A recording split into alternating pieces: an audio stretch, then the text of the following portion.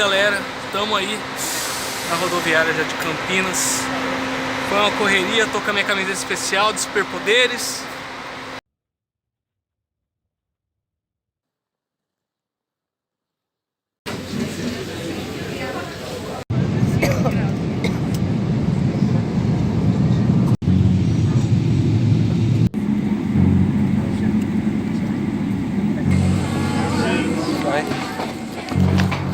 Tô aqui, tenho conexão apenas de 1 hora. Tenho que fazer a imigração aqui, nesse ponto.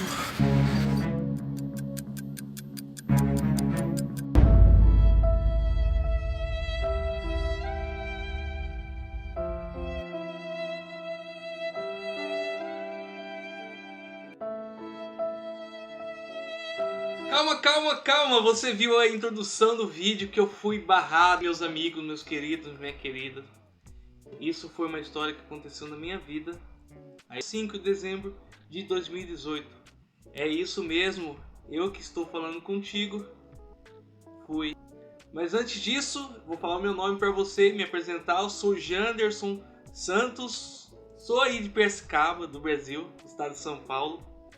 Hoje sim, hoje estou vivendo aqui em Portugal. Vamos começar do começo, meus amigos. É difícil contar tanta coisa.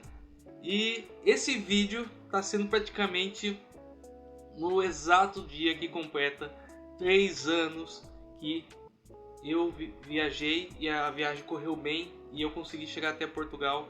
E desde então foi que até a data de hoje. Para começar do começo, vamos lá. Praticamente a minha importância de vir para Portugal foi porque a minha namorada, a minha amada, estava morando aqui em Portugal pelo motivo de ser uma jogadora de handball. Vocês estão vendo ali atrás, ó, é o canal dela, chama Agatha Silva. Eu que administro o canal, comecei a cuidar do portfólio dela sobre o handball. Cheguei na Holanda, é neste ponto que eu vou falar tudo para vocês, o que eu acho que acabou não correndo bem, para que eu possa, o porquê eu acabei voltando da Holanda e acabei realmente sendo barrado. Saí do avião, segui em direção até o guichê da bendita imigração, né? Eu acho que todos nós que já ouviu falar de viagem internacional sempre tem medo de imigração. Medo, receio, principalmente quando é a primeira vez e está viajando sozinho. E ainda lá eles falavam inglês, né? Como o segundo idioma de contato nesse caso. E eu inglês até o presente momento eu entendo algumas coisas, mas não sou fluente em inglês. Por isso que eu, na época eu até falei para as pessoas que vale a pena estudar inglês, mas vale a pena, né, se você tiver condições, porque realmente aprender um segundo idioma. Fui em direção ao guichê pensando, né, que poderia dar, tava tudo certo, todos os documentos estavam na minha mão. Quando chegou minha vez, o responsável ali, o agente de imigração, olhou para mim e começou a falar inglês. Vacation, e eu aprendi que vacation é férias, turismo. E ele viu que eu era então brasileiro, ele começou a falar, eu acho que um pouco misturado italiano com espanhol, e de maneira simples conversei com ele.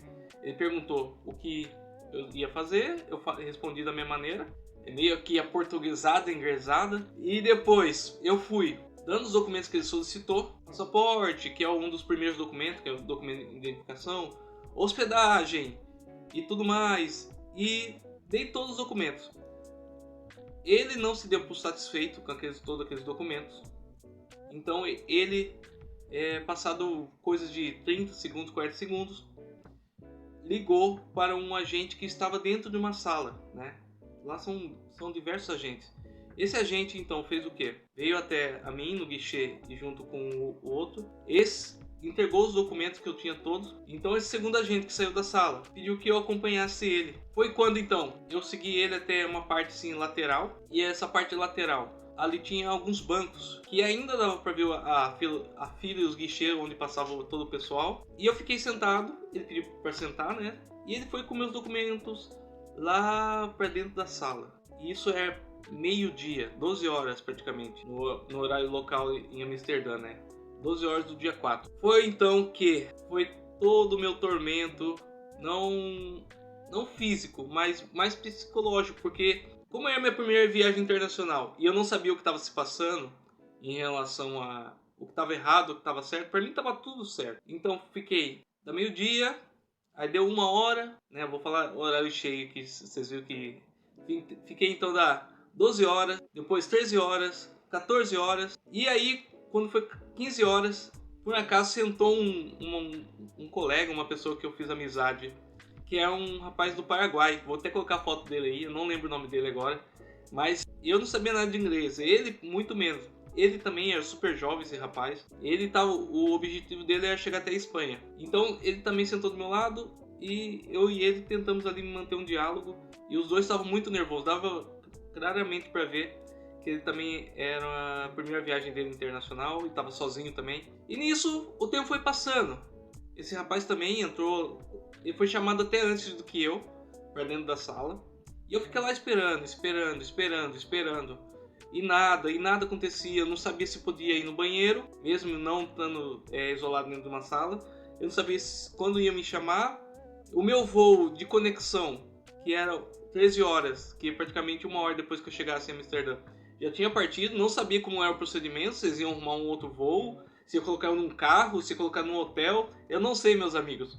Eu sei que então eu fiquei ali simplesmente naquele receio, saber o que estava acontecendo. Praticamente, quando foi 18 horas, esse mesmo agente que tinha colhido meus documentos saiu da sala, veio até mim, pediu para eu acompanhá-lo.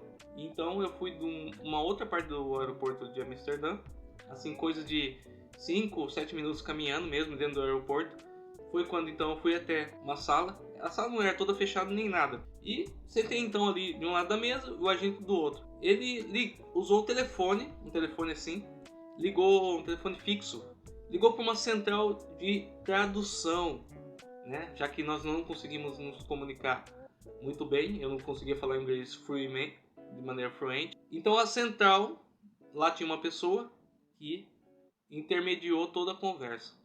Então esse agente, ele começou a fazer as perguntas básicas, por que era Portugal que eu queria visitar, e por que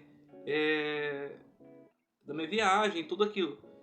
Eu confesso e vou falar aqui agora, meus amigos, na época eu fui aconselhado pelo um tal agente desportivo que cuidava, né, estava cuidando do time e ajudando o time que a minha mulher estava. Ele disse que não era bom que eu falasse que já tinha um vínculo aqui em Portugal. Então eu segui esse conselho, eu menti nessa parte, falei que não conhecia ninguém e estava vindo a primeira vez e não conhecia ninguém. Depois, segundo ponto, eles perguntou por que era Portugal o país escolhido. Eu falei então que porque é um país que ia ser fácil para mim comunicar e eu tinha curiosidade de conhecer realmente um país diferente do Brasil. Depois, ele perguntou a quantidade de dinheiro, pediu que eu mostrasse a quantidade de dinheiro. Eu lembro que eu tinha 1.000 euros, mesmo assim exatos. Ele pegou o dinheiro na mão, contou cédula por cédula. Assim que terminou de contar, deu nas minhas mãos o dinheiro. Depois começou a fazer perguntas bem específicas sobre qual é o meu trabalho, qual é o meu emprego. Na época, eu estava em transição e estava trabalhando de motoboy, né? Então era um emprego que, né, dava para fazer quando eu estivesse lá, né? Não era aquele emprego de anos, né? Um salve para meus amigos motoboys, foi uma profissão que ajudou muito eu conseguir juntar um dinheiro aí e vim para Portugal. Então naquela ocasião, eu falei, eu trabalho de motoboy, prestava serviço entregando comida em São Paulo aí. Eu lembro que foi noites e madrugadas adentro aí entregando pizza, desculpa pessoal, entregando comida aí em todo o centro velho de São Paulo. E foi essa pergunta que ele perguntou sobre a minha profissão. Perguntou se minha mãe sabia. Falei que sim, minha mãe sabia. E ele insistiu e fez o quê? Esse agente tentou fazer uma ligação internacional pro chefe lá de onde eu trabalhava, dos motoboys. Não conseguiu. Imagina só, você aí no Brasil receber uma chamada internacional. Você vai atender? O pessoal sabia que eu ia viajar. Sabia que eu ia vir para Portugal. Mas provavelmente, né? Eu não sei o porquê ele não atendeu. Talvez, né? Porque... sei lá. E minha mãe, aconteceu a mesma coisa, né? Minha mãe parece que recebeu uma ligação, mas também não entendeu. Um número totalmente estranho. Nem lembro como que é a sigla dos números do telefonema. E ao persistir, fazer ligação, o agente não conseguiu. E ele então se pautou nisso, falando que minha viagem estava sendo uma viagem suspeita, né? Não falou suspeita assim dessa maneira pra mim. Falou a central de atendimento que tentou fazer a intermédia ali e falou coisas do tipo. E passado algum tempo, ele queria saber exatamente qual era o roteiro que eu queria fazer, o que eu ia deixar de fazer em Portugal, porque era mais ou menos 20 dias que eu ia ficar em Portugal o tempo total. Eu sei que eu fiz um roteiro simples, né? Porque o compromisso oficial de vir para Portugal era encontrar minha mulher, encontrar minha namorada e ficar um pouco com ela. Não sabia como ia ser Portugal. Eu queria conhecer Portugal, queria assim. Eu não sabia sobre nada sobre essa história de legalização, essa coisa toda que o pessoal fala aí hoje. E realmente Portugal permite se legalizar através de algumas leis específicas.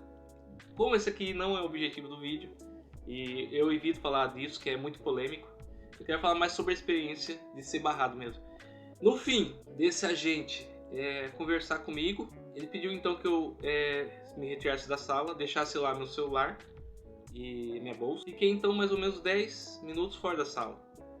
E antes de sair ele disse que colocaria meu caso nas mãos do chefe de turno, do pessoal de imigração.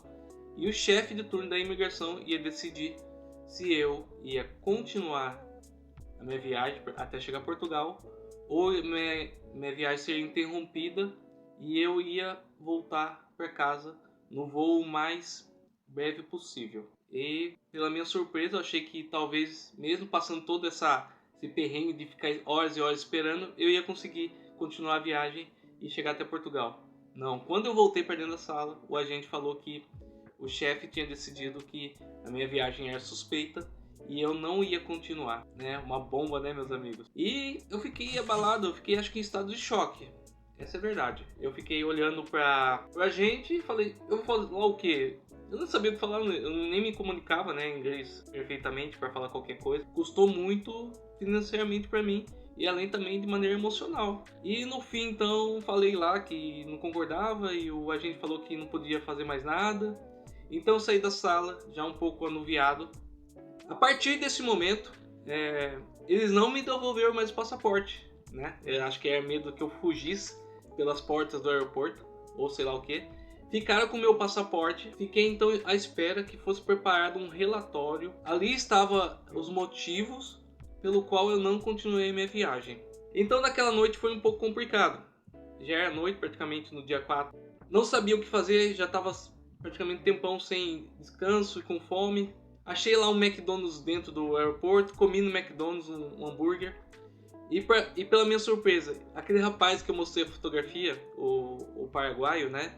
Também foi retido. Isso mesmo, ele não conseguiu completar a viagem. Eu e ele decidimos se hospedar num quarto, mesmo dentro do aeroporto, tem lá em Amsterdã, que foi um absurdo de caro. E também teve uma história muito engraçada.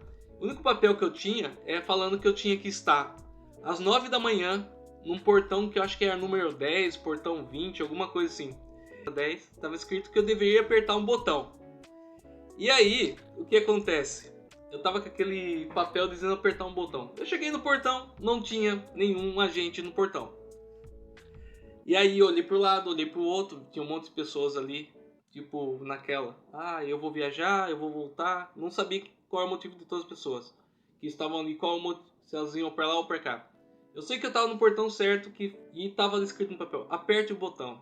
De repente eu vi um botão lá, bem quietinho, que é tipo um botão vermelho, daquele tipo, não aperta, mas eu falei, tá escrito pra apertar o botão, eu não tô vendo outro botão, eu vou fazer o quê? Eu fui lá, apertei o botão vermelho, começou a tocar uma campainha muito forte assim, ó, como fosse incêndio. E eu fiquei olhando para aquilo e falei, meu Deus, o meu voo estava marcado para acho que meio-dia, lá o horário local de Amsterdã, o voo que eu ia voltar para o Brasil. E fui acompanhado pelo agente, eu e outras pessoas. Nós fomos os últimos a embarcar, os que foram barrados. Eu, meu colega paraguaio, mais uma brasileira que também estava lá, que acabou também ficando, e outras pessoas. E nós não embarcamos pela área normal. Primeiro embarcaram todos os passageiros que estavam com o seu voo, né, com o bilhete normal. E esse procedimento, esse protocolo de pessoas que foram barradas, nós fomos assim pela pista do aeroporto, depois chegamos até o avião, fomos para os nossos lugares que designaram para nós, foi pro fundo do avião. No retorno foi super tranquilo, todos os serviços foram normais, a gente não era tipo aquele pessoal, até porque eu tinha bilhete de volta, né? Ou seja, não foi a companhia de imigração que pagou meu bilhete. Eu mesmo, meu retorno que foi adiantado por causa dos motivos que a imigração falou dentro do processo. Ao sair do avião, praticamente na porta mesmo, meus amigos, foi quando então o meu passaporte, inclusive tá aqui, depois eu mostro para vocês, que tem lá um carimbo enorme falando que eu passei por Amsterdã e fui rejeitado, né? Saindo mesmo da porta do avião para ir para a secção de desembarque o meu passaporte foi entregue nas minhas mãos. E, consequente, dos meus outros colegas que eu fiz que foram barrados. Então, só depois, quando eu contar dentro desse canal, que eu tô aqui querendo produzir esse conteúdo sobre viagem para vocês, eu vou contar como que foi a minha nova tentativa. Mas é isso! Não deixe de se inscrever no canal. Não deixe de dar o seu like. Eu quero compartilhar as minhas experiências de viagem e motivar você a viajar. Porque viajar mudou a minha maneira de ver o mundo. Acredito que vai também mudar a sua maneira de ver o mundo. E acompanhe os próximos episódios. E tomara que, graças a Deus, eu consiga postar um conteúdo sobre viagem. Porque essa história me traumatizou tanto que, mesmo passando 3 anos aqui, eu nunca consegui postar nenhum conteúdo sobre viagem, sobre a viagem que eu fiz, sobre tudo. Eu postei conteúdo, mas não no YouTube. Deixa o seu like, seja para os países da América do Sul, seja aqui para os países da Europa, seja para a Ásia, seja para o lugar que o seu coração desejar.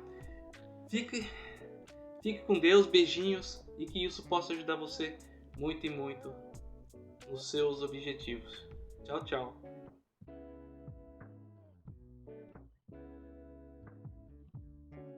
No meu sonho de ser um influenciador de conteúdos de viagem, que eu acho que mesmo que você seja humilde, seja uma pessoa que não tem uma abastança financeira na sua conta, né?